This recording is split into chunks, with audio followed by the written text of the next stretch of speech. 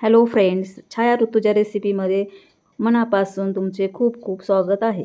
दिवाळी फराळामधील मार्केटमध्ये मिळते तशी कुरकुरीत झणझणीत लसूणी शेव कशी बनवायची ते आपण आज पाहणार आहोत. त्यासाठी मी हिरा बेसन घेतलेलं आहे 1 किलो. ते आता छान आपण चाळून घेतलेलं आहे. 1 किलो आहे हे बेसन. याच्यामध्ये जिरा, ओवा आणि लसूण पाण्यामध्ये मिक्सरमध्ये मी खूप छान बारीक वाटून घेतलं आणि आता ते चाळणीमध्ये गाळून मी पिठामध्ये टाकून घेतलेलं आहे. आता ते थोडं थोडं पाणी टाकून आपण छान मिक्स करून घेऊ त्या पिठाला. छान मिक्स केल्यामुळे कुरकुरीत बनते शेव आपली आणि छान हाताने मिक्स करून घेऊ आपण.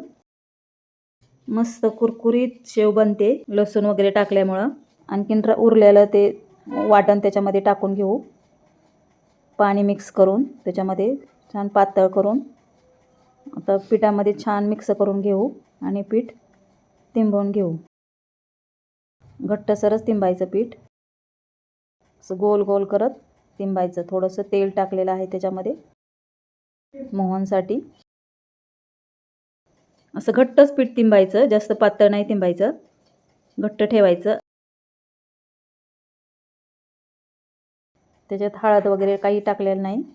लाल तिखट टाकले, मीठ टाकले चवीनुसार. तुम्हाला कसं तिखट आवडतं त्याप्रमाणे तुम्ही तिखट टाकून घेऊ शकता. हळद आपण वापरलेली नाही तरी पण खूप छान कलर आलेला आहे. हाताला पाणी लावून लावून ते पीठ सोऱ्यामध्ये टाकून घ्यायचं. पूर्ण सोऱ्या भरून घ्यायचा, थोडीसुद्धा त्याच्यात हवा जाऊ द्यायची नाही. घट्ट भरून घ्यायचा सोऱ्या.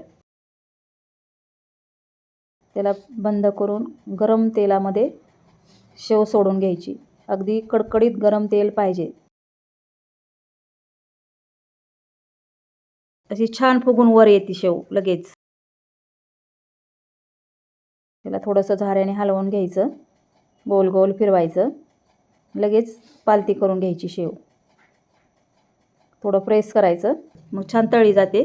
थोडंसं गोल फिरवायचं म्हणजे ती छान आतून तळली जाते. हिला आता तेल निपटून तेल गाळून काढून घेऊ.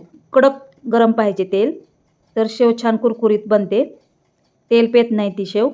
बघा खूप छान शेव झालेली आहे.